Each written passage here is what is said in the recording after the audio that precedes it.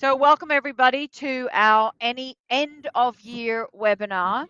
For those of you that have been on an end of year webinar before, you know that this is really just a recap of the year that was.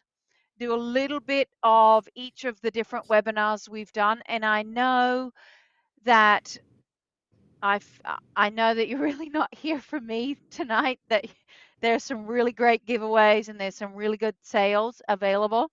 So I won't take up too much more time. RJ is on and he is going to do a little bit more housekeeping. So take it away, RJ. Perfect. Thanks, Tanya. Ah, it's one of those things. I feel that we just got done doing the webinar in 2024, and here we are in 2025 doing another webinar, another year down. It's just crazy to me that we're a year in already. And my dad always told me, time flies, and don't take anything for granted. And my son's 10 months old, and another year down, and that's awesome. And we appreciate each and every one of you guys for joining in tonight. There's so many things you can be doing in today's world that is going on. But for you to take time, join in tonight, take advantage of the sales, take advantage of the giveaways, take advantage of the education that's being able to be passed on. We truly appreciate it. Um, we're going into 26, and each year that we step forward, and I truly feel it's each day we take a step forward, and some days it is a step back, but those are learning opportunities. And this year has been a year of multiple learning opportunities, but way more opportunities to gain on. And we're really excited. First thing is we're going into 26, which means DAC Days 2026. That is March 6th. It takes place at the Berlin Encore Hotel. Last year was our first time to do it there. It was awesome. You can get your hotel room there. You can stay there. There's a swimming pool, everything you need, all the amenities right there. Plenty of places to eat. Thursday night on March 5th, we have an open house, I call it. It's kind of a meet and greet. Come hang out, enjoy the evening at the DAC facility. You can come there. We do a full meal, be able to enjoy the people, the mingling, social interaction. So that is Thursday evening, and then Friday during the day is our DAC Days conference. We're very excited for it this year. I always feel we're trying to, what's the next greatest thing? What can DAC do that is taking the next step? And that's constantly our goal. What can we do to better the DAC products for you guys? And we have some really good things up our sleeve for this year. I'm truly excited for it. Some stuff we've been looking at doing for multiple years, some things that people have brought to us for multiple years that we've not been able to do. And I think this year is going to be a really big year, DAC Days 2026.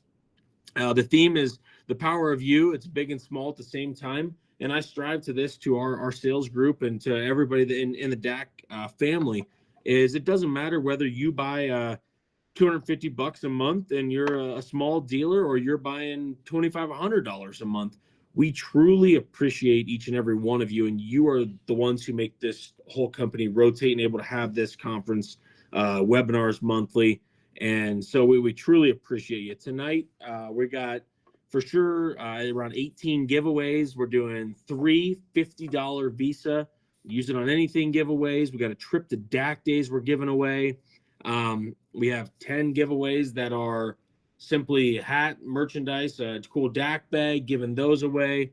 And then 5 DAC days or 5 DAC gift cards with $10 towards your next DAC purchase, giving those away tonight. So we love that everybody's on. I see right now we're up to 131 people.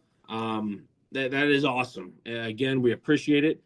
For you dealers that are on, again, appreciate you. I know we have a lot of Amish dealers that are the weather is not the most delightful thing right now in the Northeast, the Northwest, anywhere out through there. It's very cold right now. A lot of Amish dealers sitting in some cold temperatures to be able to join in on this phone call tonight, and we truly appreciate you. So if you are a dealer, definitely get a hold of your sales rep, take advantage of your order. Any retail customers, get with your dealer, take advantage of the sale pricing. And that's all I really have. We, again, appreciate you guys for being on. I know that Dr. Cubitt works very hard all year long to do multiple of these webinars.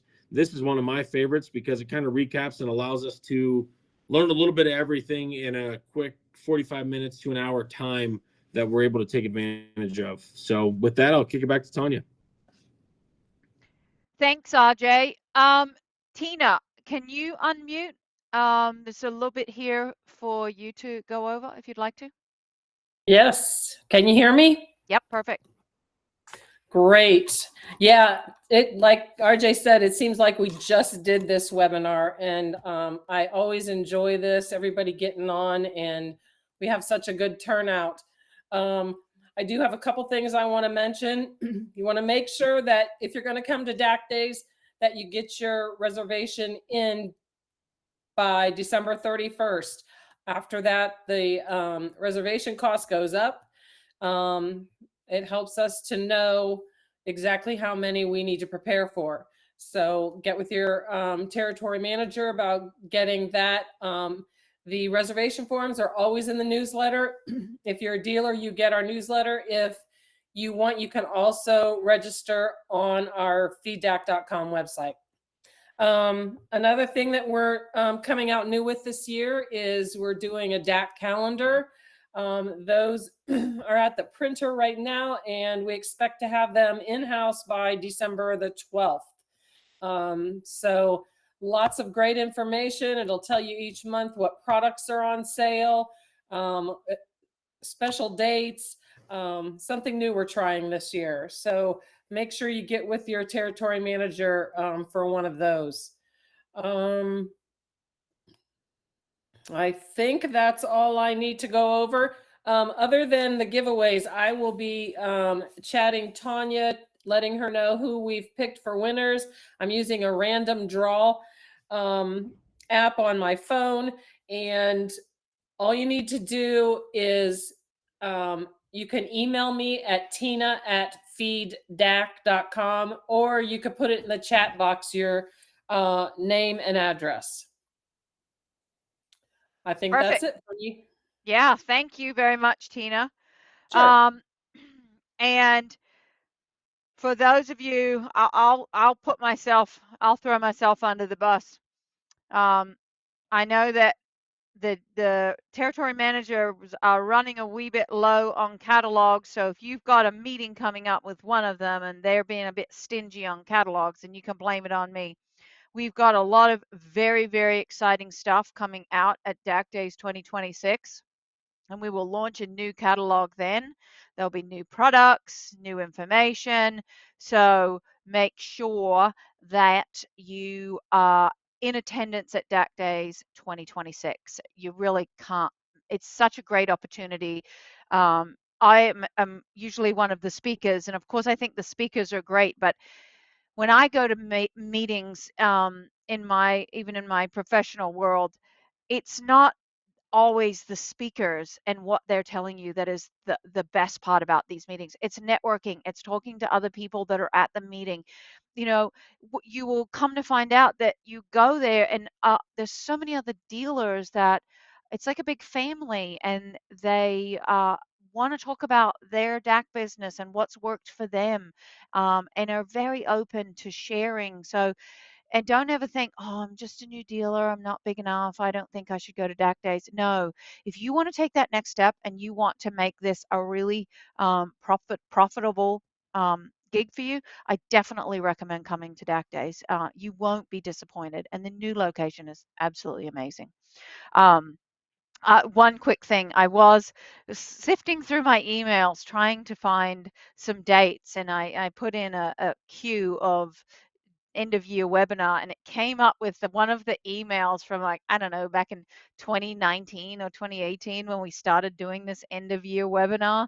It's great to see how many years we've been doing them and how it's grown. It used to just be the December webinar, and then we thought, well, why don't we make it a wee bit more special and do an end of year webinar? And it has grown and grown and grown. So I thank you all for getting on, but let's, without further ado, get started.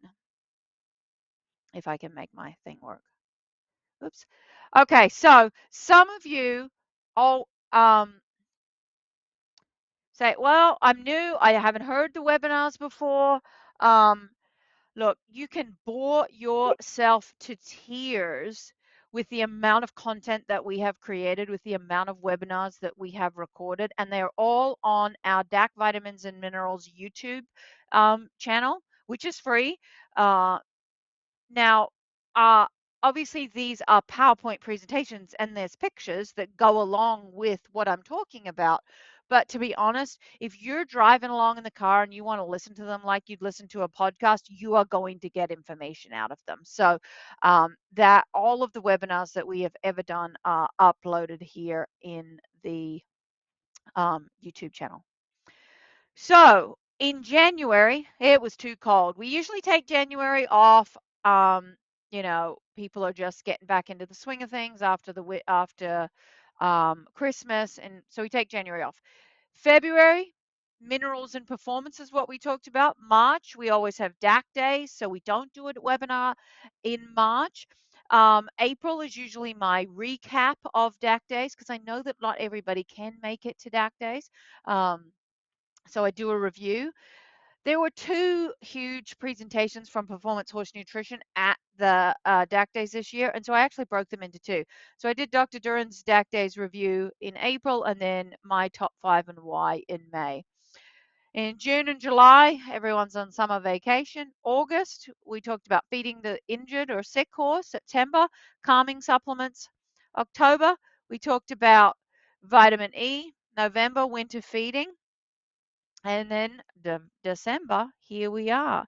Just as a reminder to folks, you don't have to have your camera on. Everybody can see your pretty face. So January, as I said, it is too cold and horses are running away. We are not doing a webinar in January. February, though, we talked about minerals and performance. We went through all of the different minerals that are in the supplements, some of the benefits. So iron, we started out with iron. Iron, we all know, has oxygen carrying capacity. Iron deficiencies are very rare in horses, though.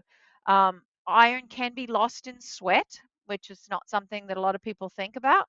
But one of the other things that I think is interesting to point out about iron, because sometimes people think, oh, well, I'll feed a lot of iron because it's going to help me with oxygen carrying capacity in the blood. But we often say, you know, everything in moderation. More is not always better. And in this case, if you feed too much iron, it can actually decrease iron absorption because that's the body's way of saying, nope, nope, there's already too much iron. I don't need any more. So I'm going to slow down my rate of absorption. And then you're just wasting it. So um, be always be cautious of that.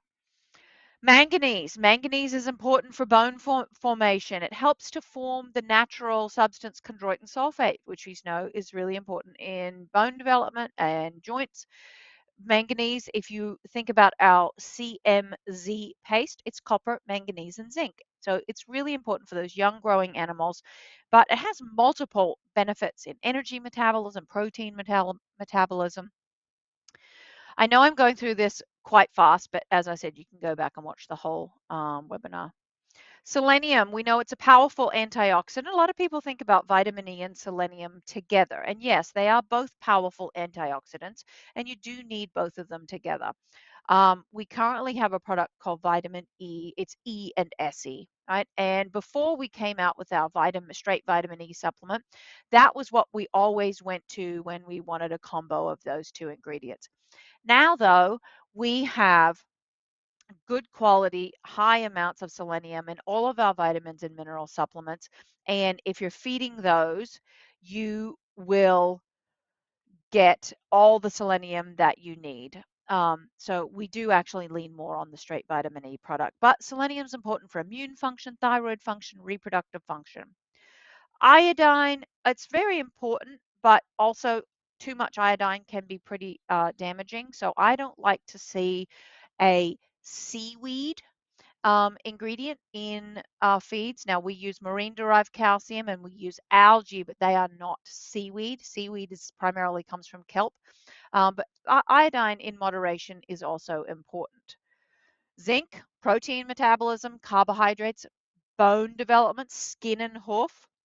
We know that zinc deficiency can really impair glucose and insulin. So if you've got a metabolic horse, or if you have poor gut health, we always know that zinc is really important for gut health. Copper, connective tissue, energy production. Also, if you look at some of the coat coloring supplements, copper is important for that darker melanin in the skin. So if you see any of those black as night or whatever kind of supplements, you'll see that they might have high levels of copper in them. Calcium, we know calcium is really important for bone and muscle and nerve function, and it has a strong relationship to phosphorus. Phosphorus obviously goes along with calcium. Magnesium actually is also in a lot of our electrolyte supplements, but it helps with muscle contraction and nerve impulses. Now, I think magnesium has become a bit of a fad, and everybody's like, oh, I need a lot of magnesium. Magnesium's another one that it is very, very rare for your horse to be deficient in magnesium. Now, we do know adding extra magnesium can boost calming in your horse, but it's very rare for horses to be deficient. Vitamin E, powerful antioxidant. We have a straight vitamin E product. B vitamins, now they're water soluble. They're actually made by all the bugs that live in your horse's hindgut. So if you keep your horse's hindgut healthy, they will create all the B vitamins that your horse needs. Vitamin A are fat soluble, just like vitamin E. Horses get it from fresh green grass. If your horses aren't eating a lot of fresh green grass, then we know that just like vitamin E, it's pretty much gone out of the hay. So we actually include that in several of our vitamins and mineral supplements. Vitamin D, we're getting that from the sun. It's another fat soluble vitamin. Vitamin K, that is a fat soluble as well. Helps with blood clotting and bone metabolism. Vitamin K, it's very rare for a horse to be deficient in vitamin K though.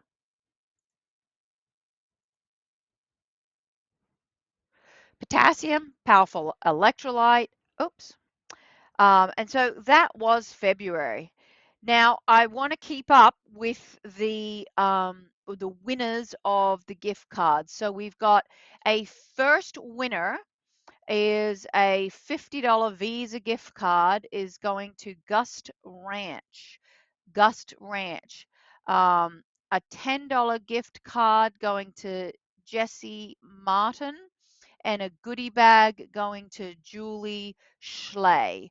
So if you're one of those people and you send your information to tina@feeddac.com, she will get you the information that you need. Okay. So in March, we had DAC days, and we had a fantastic speaker from Kemen. Her name is Jenny. And one of the talks that she did, she talked about generational business. And it was really an awesome opportunity. We had Randy and RJ up, and she kind of quizzed them about Randy's development of the business, and then slowly passing over the reins to RJ, and what that transition's been like. And it was really personal and was fantastic. It was good to see, have a good insight into the workings of, transitional businesses. But again, I encourage you all to come to DAC Days. So in April, it wasn't cold. Sorry, I didn't change my picture there. Thought I was changing all my pictures and making them beautiful for you. But we did do a recap of DAC Days. And Dr. Duran came to DAC Days in 2025, and that was great. And he was able to talk about some of the improvements that we've made to the products and some of the new products as well. So first on the list was the DAC Cool Gut. This is not a new product. We love this product. I think pretty much everybody that has bought a DAC product has um, used Cool Gut or knows about it. It's for stomach buffering, helps to heal tissue.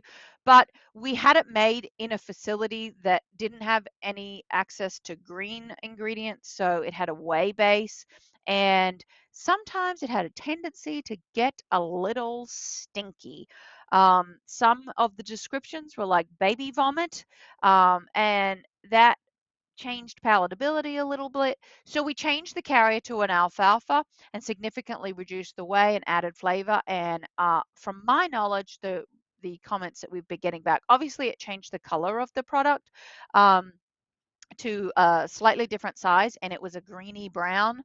um, Absolutely the same active ingredients, but it smells better, and we have not had the palatability issues. So that was one of the changes. The DAC pre-buff. You all are familiar with the DAC pre-buff. Fred pre-exercise to help maintain proper stomach pH. It's that marine-derived calcium, right? Instantaneously buffers stomach acid. There is no other product in the catalog that instantly buffers stomach acid, that instantly does anything. All right. This is the only product that you can feed, and within 30 seconds to a minute, we are buffering stomach acid and seeing a result. Okay. But unfortunately, we had some issues. It was bubbling out, it was changing color, it was getting hard in the container.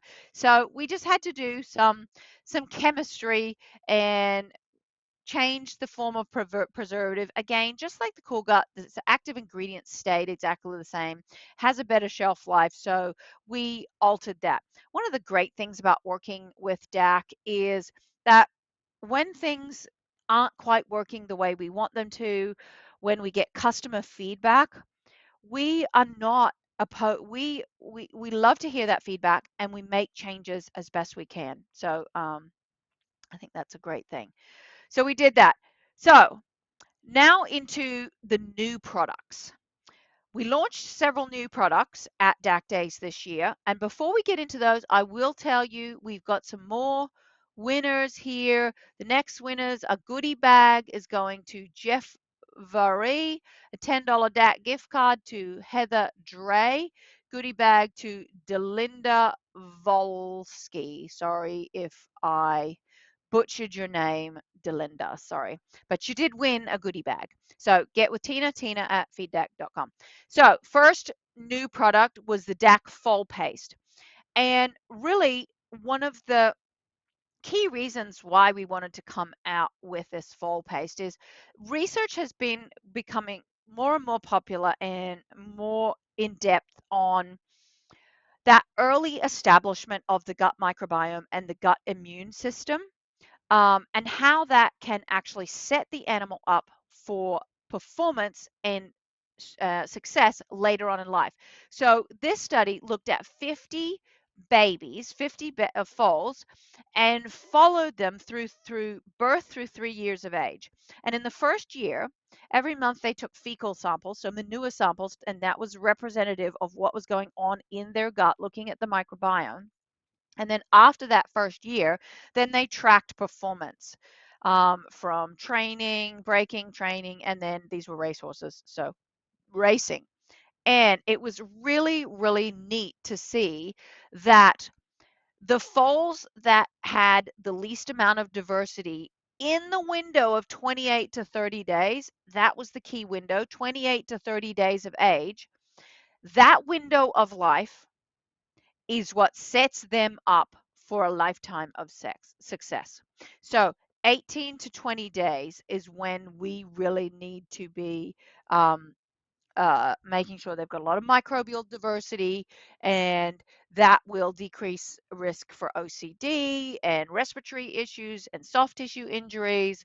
Um, so we want to get foals off to a great start. So we developed the foal starter paste. We know that foals are born with no immune system. They're extremely susceptible to disease and diarrhea because they have no immune system and they have no microbiome. So a bad bug can infect them very, very easily. So what can we do to help that? Um, So some key ingredients in the foal starter paste: bovine colostrum, that helps to build that immune system, some immunoglobulins to help control inflammation, the PHN GI Pro 3, which we launched a year or so ago in the DAC products, that helps to inhibit bad bacteria that cause disease, like the Clostridium that causes diarrhea, Rhodococcus, which causes respiratory issues, Salmonella, Streptococcus, which is your strangles. All of those things wreak havoc in young animals. We got some biomass and some yeast sac that are also going to be building that microbiome. Um, Glycine, glutamine, all helping with the building strong quality tissue in the foal's gut. Beta glucan, that's an ingredient we don't have in any other product, and that helps really stimulate the immune system when they're stressed and help them fight off disease. Um, it's in a small single serve tube. We recommend feeding it in 3-day increments, so 3-tube increments, days 3, 4, and 5 of life. And the reason I've gotten questions a lot, why day 3, 4, and 5? Why not day 1 or 2? Because we really want to make sure that we're not interfering with that maternal transfer of colostrum.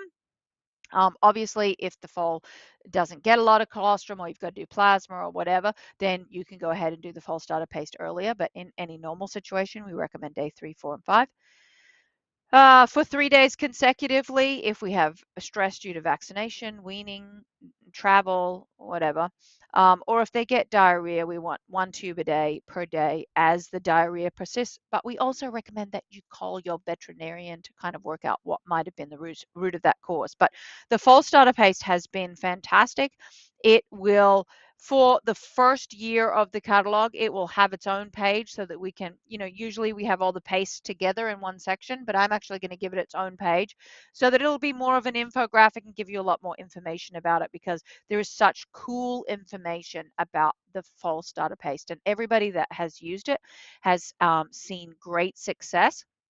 I have also got people that have used it in foals, in calves, and in pigs.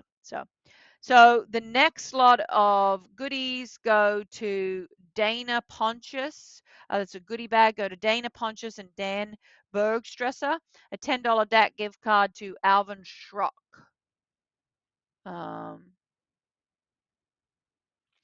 The next new product was the DAC LQ Performance. You can see, you've probably seen, we're starting to have a few more liquid products. And they're really convenience-based products. The LQ Performance is a vitamin and mineral because some people have super picky horses, and want to use a liquid, or it's convenient for them just to pump it onto the feed. So we've got the LQ Performance, and it is 100% chelated trace minerals, organic selenium, added lysine, added chromium, which we've got in a couple of other products, balanced calcium and phosphorus, some B vitamins. Remember, I said horses that have a good healthy gut don't need B vitamins, but we know that performance horses usually have quite an amount of stress. Those bugs may not be working 100%. So we do add B vitamins there. Plus, it's got a strawberry banana flavor, so that it will. We also know horses that are stressed sometimes go off their feed. So the LQ Performance was another product that we rolled out at DAC Days, gallon jugs, got a pump on it. For performance horses, the feeding rate is 4 ounces a day, 4 ounces a day for unfortified ground, which is 4 pumps.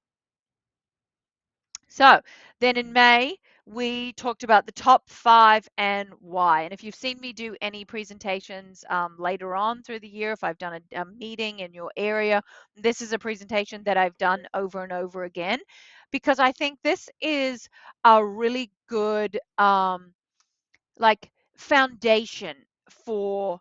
We have a catalog full of products. There are a lot of amazing products available, but these to me, and in the end, it ended up being 6 because I just couldn't leave Bloom out. These are the top sellers, and they're the easiest to sell, really because they make the foundation, and every horse pretty much can eat any one of these. And so the oil, the DAC digestive feed additive, the Orange Superior, the Breeder's Choice Plus, the Cool Gut, and the Bloom. And the reason why I think that these made it to the top 5/top 6 and why I lean on these the most, all of these products can fit into an existing feeding program. So if you go somewhere, maybe it's cold call or you're talking to a new person about DAC products, these are probably the products that you're going to start to talk about first, especially the DAC oil. I mean, you don't have to change anything you're doing and you can add some oil. Why? Well, the oil has probably got the most versatile. It can add weight gain. It can do coat shine. It can add calories if we need to take energy or calories out of with cereal grains because we're feeding a horse that's tying up. So the DAC oil, if you've got flaky skin, the DAC oil, there's so many reasons why you would feed the DAC oil at multiple different amounts. So it is the easiest one to sell because, again, a person doesn't have to change anything. The DDA, it's probably my favorite product in the whole catalog. Again, every single horse on this planet can benefit from the DDA. It is a gut health supplement. It's just boosting overall health. No gut, no horse. If you can improve gut health, you can improve everything. So the most common problems we see in horses: weight gain, coat health, gut health, stomach and hindgut distress. There's your cool gut. Top line, that's your Bloom. And then straight up just balancing vitamins and minerals. Maybe you're doing a forage only diet. Maybe you feed unfortified grains like corn, oats, or barley.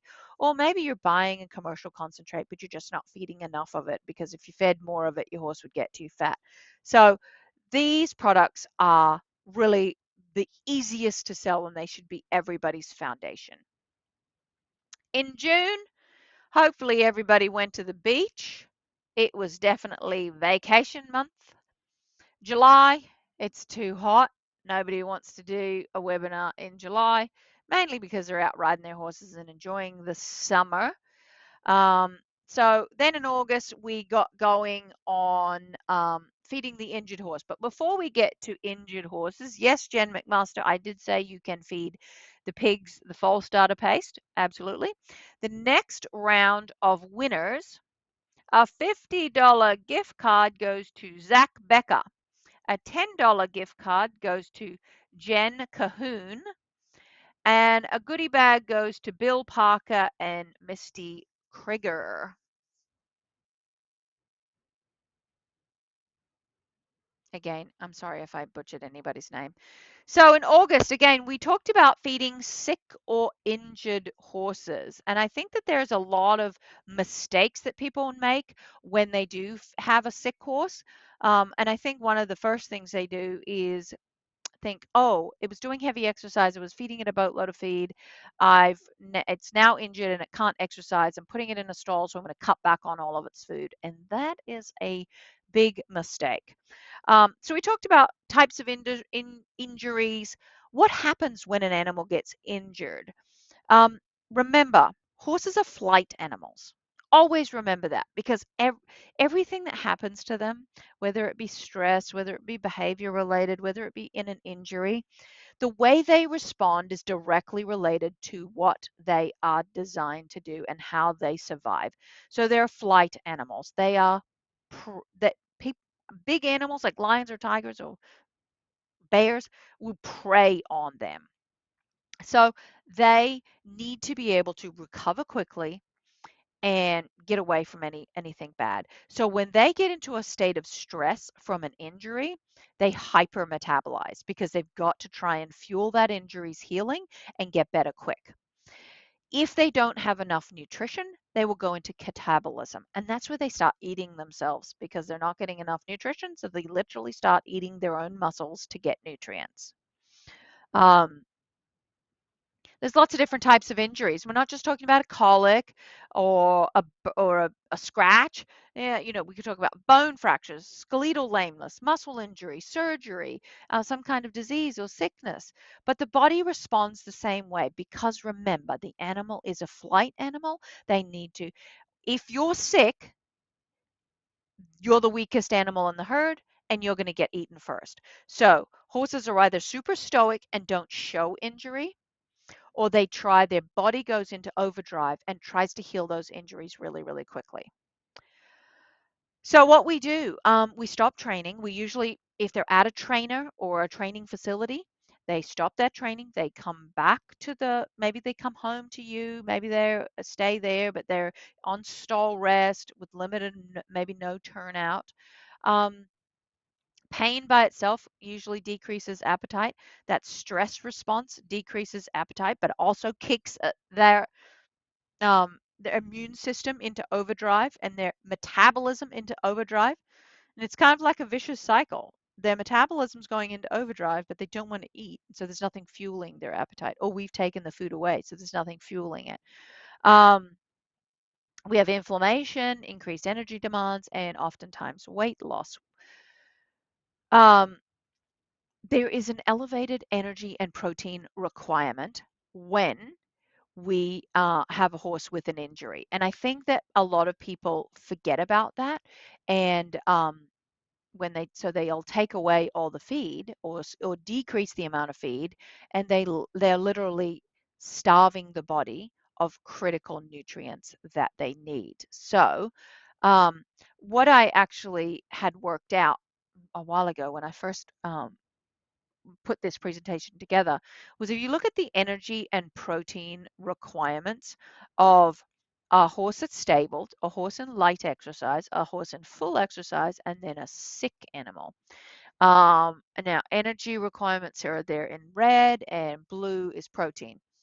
You can see that the requirements for energy and protein for a horse in light exercise and a sick animal are very similar. Um, so whilst you might have had a horse in peak exercise doing full work, don't take the feed all away as if they were doing nothing in maintenance. Back them down to say a appropriate diet for a horse doing light exercise. We know that trace minerals also increase: copper, zinc, selenium. These are especially with a bone injury or a soft tissue issue. Um, Omega-3 fatty acids help with the immune system. Amino acids help with muscle recovery. Other supplements, other than just basic vitamins and minerals, our E-Natural, our DAC E-Natural can significantly increase muscle fiber regeneration after injury and muscle recovery. The DDA and the Rescue Aid, depending on the type of injury, the horse might have been on antibiotics, and that kills all the bugs, so we need to repopulate them, or other drugs. That may be pain meds, they may be steroids. They all have side effects, and usually those side effects upset the gut microbiome. Cool gut also, if the horse has gone off feed because they're in pain or they've been in a, a vet clinic, then they may be at much higher risk of getting gastric ulcers if they've been on non-steroidal anti-inflammatory drugs like bute long term because of the pain of whatever's happened to them. That increases the risk of gastric ulcers. So the cool gut, all of these are really important for feeding the sick or injured horse. So the next group of goodie bags and winners, goodie bag to MEC performance horses and Sharon Rice. You all, I don't know whether you're two different people. Yes, two different people. So a goodie bag goes to MEC performance horses and to Sharon Rice, and a $10 gift card goes to Sherry Blazic or Blazic. So in September, we got on to talking about calming supplements for horses. And whilst these are probably our group here of calming supplements, we've got the Formula Calm B, either in the powder or the paste, and then the Mare Relief, which isn't necessarily a calming supplement, but it is designed to decrease some of the pain or discomfort associated with mare's cycle, so that may alter her behavior certain times of the month. So the Mare Relief, I put it in there as a calming supplement for mares. But really, we spent 1% of the webinar talking about these calming supplements and 99% of the webinar talking about, well, what causes a horse to change its behavior? And 9 times out of 10, a horse changes their behavior due to a pain response. Is it a muscle pain? Is it a saddle that doesn't fit? Is it gut pain? Is it some kind of underlying disease they've got going on? And so we kind of talked through all of the questions that you need to ask to determine what is going wrong with the horse. What is causing them to change their behavior? Are you feeding too much feed? Are you feeding a feed that's too high in sugars and starches? All of these things need to be addressed. And maybe if you just jump towards something like Calm B, the client may be upset because maybe it'll mask that issue for a little bit, but it's not getting to the underlying root cause. So we really, in the calming supplement, it's a bit misleading because we do not talk a lot about calming supplements. We talk more about what may be causing a horse to change their behavior. So it is quite a good webinar, but we don't talk a lot about the actual calming supplements. In October, we talked about vitamin E in horses. And I will say this is the only webinar that is not on YouTube yet because we had a whole slew of problems in the recording of it, and the screen went away and the screen came back and my voice went away.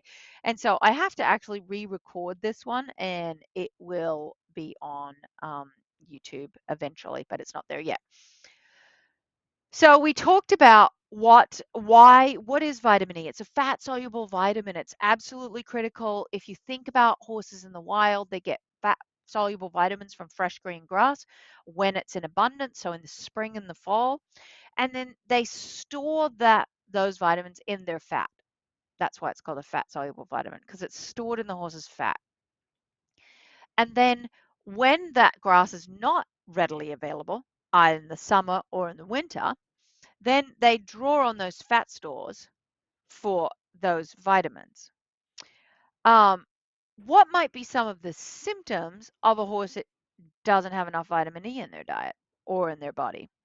Weight loss, muscle atrophy, weakness, increased lying down, weakness, standing, shifting weight. So one of the most common things is top line. If you are struggling and you fed all the protein supplements under the sun, you've done all the exercises, and your horse still can't develop a top line, guarantee vitamin E.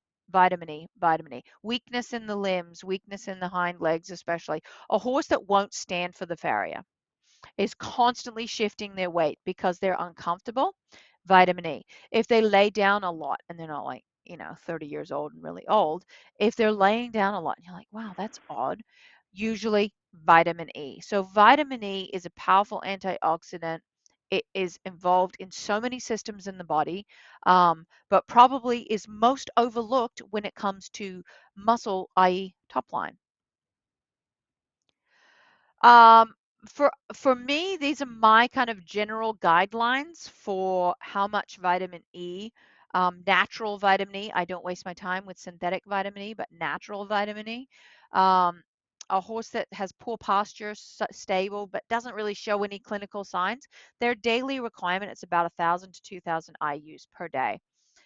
Thin horses, remember, if a thin horse doesn't have a lot of fat, then they're not able to store as much. So I recommend about 2,000 IUs per day. Heavy exercise, 4 to 5,000 IUs per day. If we have been diagnosed with a deficiency or a lot of those symptoms, we're looking at 5 to 6,000 IUs a day. Disease, pregnancy or lactation, usually about 4,000. Growing horses, we're fine to stick in that 1 to 2,000 IUs per day. Now, I can go higher than that. I typically don't like to go any higher than 8,000 IUs a day. At 10,000 IUs a day, you're going to start interfering with other fat-soluble vitamins, so we don't recommend that. We also then delved into natural versus synthetic, liquid versus water-soluble, and we kind of answered a lot of, I think, myths, or not even myths, but just kind of mistakes that people make when they're looking at vitamin E supplements. So first thing, natural versus synthetic. When you look in the ingredient statement, natural vitamin E is D-alpha tocopherol, right? You'll see it in the ingredients, and it is D-alpha tocopherol acetate usually, but see, the D is just by itself. Synthetic, it will always say DL-alpha tocopherol. So the DACI natural, if you look at your ingredients, it's D-alpha tocopherol. If you look at a product, this one is one that I found online. It is Health E. This one is a powder that you can buy, and it misleads people because it's like, oh my God, over 16,000 IUs per ounce. Well, number one, that's way too much, but it's also synthetic. It's DL alpha tocopherol. If you look in the nutritional analysis here, it says 16,431 IUs per ounce of DL alpha tocopherol, right? That is not very useful at all. So that is a synthetic form, and we don't like that one. Oops. Oh. So they were both powdered forms. Then we talked about liquid versus water soluble. And a lot of people think, oh, liquid is better. It's so much more bioavailable. Well, I think that is a misconception too. Liquid just means it's in a liquid form. And liquid doesn't always mean that it's natural, let alone more bioavailable, right? So these two products, this is Penwood's Essential E and Equine Health E oil. These two products are suspended in oil, right? So the first ingredient is oil here, soybean oil for the Penwood's Essential E and mechanically extracted soybean oil for the Equine Healthy E oil. And then if you look at the next ingredient, it's DL-alpha tocopherol. That is synthetic vitamin E. So these are just convenience products. It's just a liquid form of synthetic vitamin E. It's no more bioavailable just because it's suspended in oil. And this is certainly not more bioavailable than any form of powdered natural vitamin E. Natural vitamin E is, without the little L, just D-alpha tocopherol, is 100% more bioavailable than your, I won't say 100%, but I think it's like 30 or 40% more bioavailable than your synthetic forms. The Equine Omega Complete is a liquid, so it's suspended in oil, but it is a natural vitamin E that is suspended in oil. I think the misconception comes when people think their vet says, well, I want you to feed a water-soluble vitamin E, or they might even use the term liquid incorrectly because it's more bioavailable. It's going to get into your horse a lot faster. The key is the first ingredient has to be water. And what we actually do is we take that fat-soluble vitamin and we undergoes this kind of chemical process where you make the outer layer covered in water so that it can use all the water soluble vitamin receptors. It does have very rapid absorption, but it's not very stable. You'll notice that nobody that sells water soluble vitamin E sells it in a very large container because it needs to be used very quickly. One of the other key points that I made about vitamin E, when folks have other people feeding their horses and they like to make up their feeds or their supplements ahead of time, vitamin E is one that I am never, ever, ever putting in ahead of time, right? I am adding that to the feed 3 minutes before I feed the horse, literally, because it's a powerful antioxidant.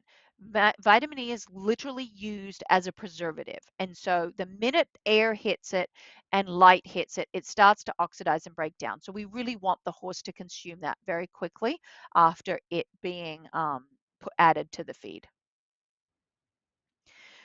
So the final winners are goodie bag to Victoria Struns and a $50 Visa gift card to JD Hurd.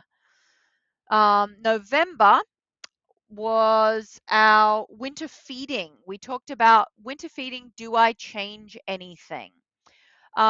We know that in the winter, horses can decrease their feed intake if they're trying to seek shelter. If you live in a really cold, snowy area and the horses are out and they're not kind of coming into sheltered areas, when you get about 7 inches of snow covering that grass, that's when we significantly decrease the intake. Decreases grazing time by about 24% and decreases intake by about 22%. So because they're digging through that deep snow to try and get that dry matter that's down there, that significantly increases their energy requirement. And if you've got a horse that is prone to losing weight, that can be a real challenge. We talked about this. Whoops, I'm going the wrong way. This number that's been developed called the lower critical temperature. We know, you see some kids out there, and my kids this time of year, the teachers are all telling me, oh, you got to send them to school with a coat or they can't go out at recess. Shoot, I can barely get them to wear track pants. They want to wear shorts to school. And I'm out here with 3 jackets on and two pairs of track pants. I do not like the cold, and some people tolerate it very well. Horses are the same way. You have mature horses, adult horses.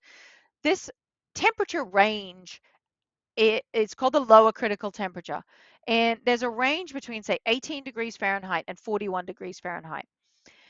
And that is the temperature below which they need to eat more calories just to maintain their body temperature and stay alive and not have to burn a bunch of extra calories just to stay warm.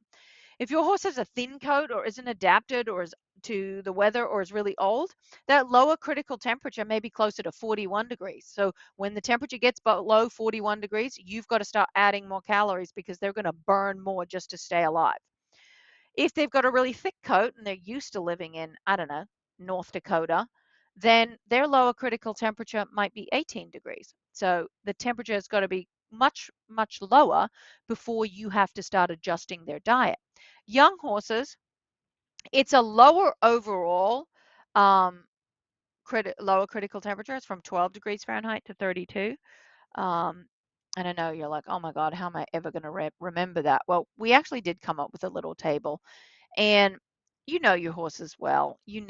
Well, if I've got a real old horse and I know when the temperature drops, he starts to lose weight. So you can kind of work out where his lower critical temperature may be. And let's say it's 41. We say it's an old horse with a real thin coat and he's used to living in Florida, and I sold him and he had to go live in upstate New York, right? His lower critical temperature is probably 41 degrees. If it's 41 degrees, you don't need to feed him any extra calories. If it's 31 degrees, we're going to have to start adding extra calories to his diet. I made the assumption that a really good hay has about 1 calorie per pound. So if it's 31 degrees, we got to bump up his calorie requirements by 2. So he's going to have to eat about 2 pounds extra of hay a day. And you can see it goes down. If we're at 20 degrees below that, so below that lower critical temperature, you see that the increase in calories and feed gets higher and higher the colder it gets. Now, if we add wind and rain, well, that just exponentially increases the amount of hay that animal needs to eat. And I always go with hay first. Hay might not have the most calories in it per pound, like corn, oats, cereal grains or commercial concentrates might have more calories. But we know that when the bugs in the hindgut digest fiber, they also create heat. So I always go with feed extra hay first, because we know we're going to get the extra calories they need to help maintain body temperature, but also it's going to help because it creates more body heat. We talked about the amount of water a horse needs in the wintertime, because I think a lot of people forget about it in the wintertime. In the summertime, we're really focused on how much water they're drinking because they're sweating a lot. Average maintenance horse, anywhere from 5 to 15 gallons of water a day. Yearlings, 4 to 5 gallons a day. Exercise can be up to 15 to 20 gallons. Lactating mares, 13 to 20 gallons. Normal pregnancy is just like maintenance. What I think is the most important though is you've got to know what's normal for your horse. It might be normal for your horse to drink 5 gallons a day, and it might be normal for the horse in the next stall over to drink 15 gallons a day. So you can't compare the two horses and say, oh gosh, look, Sonny's not drinking as much water as Max is. That might be normal for each other. So you got to know what's normal for your horse. We also touched on feeding the thin horse because that's probably one of the most common questions I get, especially coming out of winter. Oh my God, I took the blanket off and my horse has lost a bunch of weight. And so we talked about the different ingredients that people use to put weight on their horse: oats, rice bran, beet pulp, alfalfa, all very common ingredients folks use to put weight on their horse. But if you look at the amount of energy per pound, they're all about 1.5, 1.3, 1.1. And then fat or oil, 4.6. It's so much more energy dense. And volume wise, a little over 2 measuring cups a day is going to give you the same amount of calories that 6 pounds of alfalfa would, that 5 pounds of dry beet pulp would, that 4.5 pounds of rice bran or oats would. So if you've got a horse that's also struggling with eating enough food, oil is always the safest, easiest way to go because it doesn't add any bulk to the diet, and it's just pure calories. So don't forget fiber digestion, though. I mentioned earlier that when the microbes in the hindgut digest heat, they digest fiber, they produce heat. If we can help them digest that fiber and digest more fiber, then that's going to help with heat production. So I recommend every horse in the wintertime also eat the DDA because it's going to help with that body temperature. So December, here we are. We are at the Christmas webinar, the end of year webinar. Again, I thank you all for getting on. You can see there in the chat box, Tina wrote out the winners again. Email her and you will be able to redeem your rewards. Now, one thing we didn't mention at the beginning, and I totally forgot, but yeah, you can ask a question in a second. 1 second. RJ or Tina, what are the guidelines for ordering? When do people have to have their orders in by? When do they have to be paid for by? All of those kind of things. Does one of you want to answer that? Yeah, I can. The best thing they can do is get with their territory manager. They all have to be to their territory manager, I believe, by 4 p.m. Friday. And if they're questioning that, get with their territory manager. And if you are taking orders from, if you dealers are taking orders from your customers, just know that you have to have your order in by 4 p.m. Friday. I believe that's it. If I'm wrong, Andy or somebody, speak up. Okay. Speak now or forever hold your peace.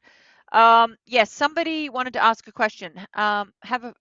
Feel free, ask a question.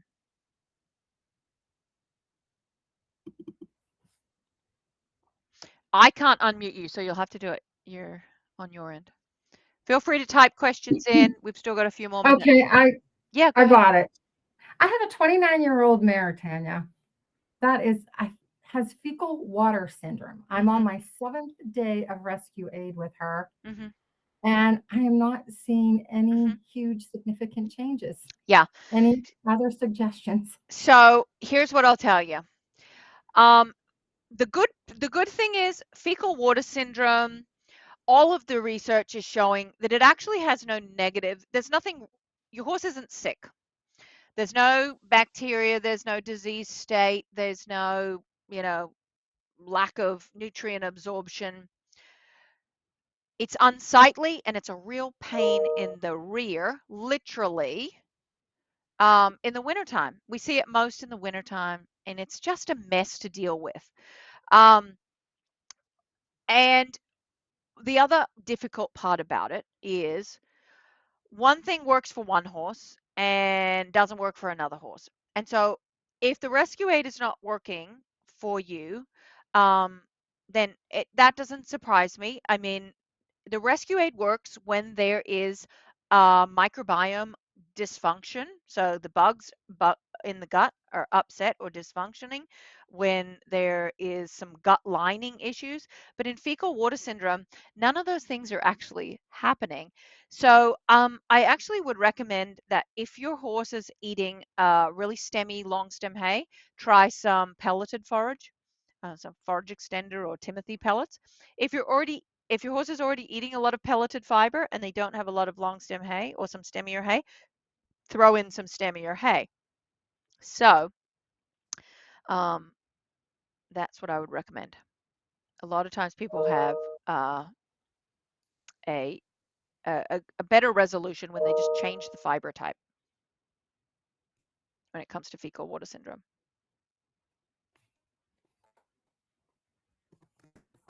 Okay, thank you. No problem. And I'm doing everything you told me to do. Oh, no I problem. got her on pelleted Timothy / alfalfa with a little bit of hay stretcher Mm-hmm. because I thought, well, no, about a pound or better of, I give her quite a bit of hay stretcher Yep. twice a day.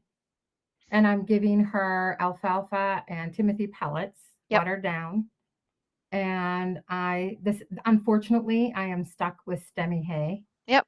That's So, fine. That's fine. All of that is fine. All you need to realize is she's not sick. So it's not like, oh gosh, we've got to make this go away because she's sick and there's something wrong. It's a real how do pain I for rule you. out anything other? How do I rule out anything other than fecal water syndrome? If she has formed fecal balls and there's water coming out, then that's fecal water syndrome. If she's got diarrhea, that's something completely different when it's all big cow pat. Okay. Well, she So does the have other the thing that I diarrhea. recommend is like putting a barrier cream on her butt. Like some horses, the only problem you get with it is it starts to get irritating on their hind end and down their legs. So you can put like Vaseline or diaper cream even on there, and that will help you rinse it off too. But most horses, it clears up in when the season changes. Okay. That is, and that thought entered my head tonight. I need to put, because it's getting cold here, Yeah, I need to put something on her to repel the water. And yeah, Vaseline was my first yep, go-to. absolutely. It's cheaper than diaper cream too. Okay. Oh, the diaper cream. I appreciate you. That's no problem at all. Okay, so we are going to read some of these questions out. Have a customer feeds Cool Gut daily, but wants to know if should give UlcerGuard when traveling. It really depends. You know, sometimes people will do a tube or two of UlcerGuard or GastroGuard when they're traveling. It it depends. I don't think most horses need it, but if her horse is really, really stressed and the Cool Gut just isn't, um, you know, as efficient when they've got high amounts of stress, if the horse really stresses when they transport them. Um, so it really is case by case. Another wants to know how far before starts breeding should the motility. He is 24. Any breeding supplement or breeding sound, if you want to try and change semen quality prior to the breeding season, you've got to start whatever supplement or feed program at least 6 to 8 weeks. I usually say 6 to 9 weeks prior to. So you're looking at 2 to 3 months. My older gelding is 26. I also thought had fecal water syndrome, but turns out he had no teeth left and wasn't chewing his hay enough. Swapped soak alfalfa cubes and fecal water syndrome is gone. Yep. I noticed a big difference keeping them on rescue aid powder longer term and doing paste as needed in a flare up. On the last slide, the oil, is that DAC oil or what kind? Look, I'll be completely honest and say, when it comes to calorie content, any oil out there, cheap vegetable oil from the grocery store, corn oil, every single oil has exactly the same calorie content. From there, you have to say, okay, if I'm going to buy something for my horse, I want to get more than one thing out of it. I want to get more than calories out of it. I want it to be palatable. I don't want it to increase omega-6 fatty acids. So what else am I going to get out of it? So the DAC oil Yep, it will put weight on your horse just like that, but it also has vitamin E in it. It has no soy oil, it's canola oil based, so it's got a better omega-3 fatty acid profile. It's got a little bit of fish oil in there that increases the DHA content. So every oil will put weight on your horse, and then I recommend the DAC oil because it's got so many other benefits to it, more bang for your buck. But Breeder's Choice Plus, when is the optimal time to start with that for breeding mares, or is the sooner the better? Again, same answer as for the stallion question, the semen quality. I like 6 to 9 weeks prior to the breeding season for them to be on Breeder's Choice Plus. Have a horse with HYPP and want to make sure he gets the nutrition he needs. I had some friends recommend some non-DAC products, but I try to stick with DAC. Is there any of your products you would recommend for HYPP preventative? He hasn't shown any symptoms, but I try to be cautious with him. Is there any supplements I should or shouldn't feed him? No, I mean, alfalfa is the biggest one. It's got a lot of potassium in it. And with HYPP horses, we're trying to decrease the amount of potassium in the diet. But I will tell you, I've had horses that have HYPP that can have at times shown significant kind of flare-ups, and they eat alfalfa all the time. So because we do small meals very frequently, there is no DAC products that you can't feed a horse with HYPP. What's the best route to go with EPM horses? So equine protozoal myoencephalitis that's transferred to animals mainly through possums. Just finished the meds, and the meds are what is needed. There's no supplement that's going to make this little protozoa that lives in the spinal cord go away, but we do know that the meds have side effects. Destroys the gut, and depending on how quickly you got them on the meds, we may have some lingering muscle damage. So absolutely the vitamin E, but I also recommend the DDA. This animal is a big one. I'm going to assume some kind of draft. It's 2,500 pounds. So yeah, I definitely recommend the vitamin E and the DDA. You could feed the bloom. You probably don't, depending on if she's still at a healthy weight, then you probably don't need it. But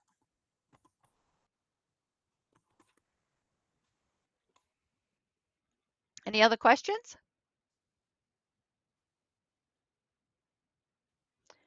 Well, Tina, RJ, any last comments? Oh. Are you there? I thought you were going to start singing.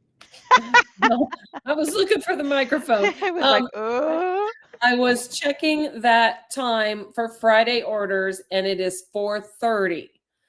That's closing time for us in the office, and so all orders have to be to your TM by 4:30 tomorrow.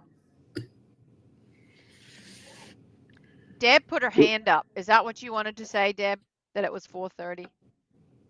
I don't use the hand up thing. So I just noticed that that Deb had her hand up. Maybe that's what she wanted to ask.